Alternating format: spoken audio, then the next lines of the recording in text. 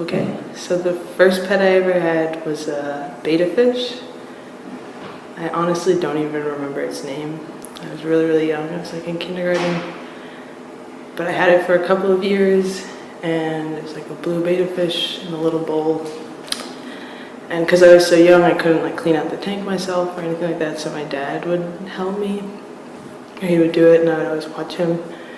And one night, it was like right before bed, and my dad is like a really spacey person, always, and you're supposed to like take the fish out of the bowl and put it into like another container full of water, and then you empty the fish bowl and clean it out and stuff.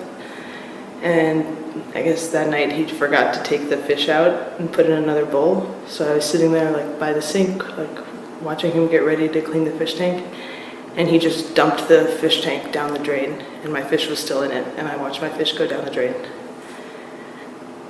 So that's how my fish died.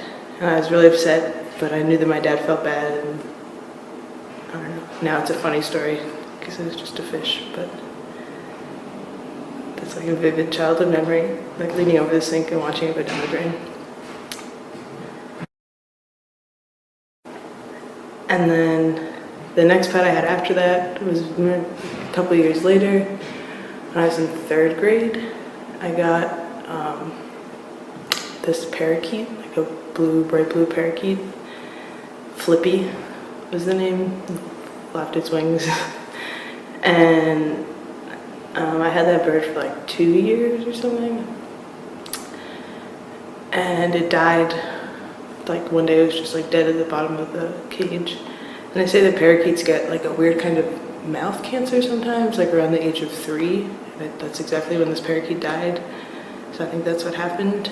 But like unlike the fish, which like went down the drain and like I lost the fish and the fish body or whatever, I didn't know what to, I'm very sentimental, I keep a lot of things, and I was like, really didn't want to just throw this bird out, or didn't know what to do with it, and I like decided that I wanted to bury it up in Maine where my grandparents live and where we go during the summer.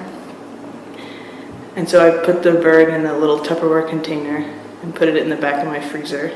And the bird died around like Halloween, and I left it in my freezer till that summer. And nobody ever found it, but one time my best friend did find it, and she was looking for like ice cream or something, and she freaked out.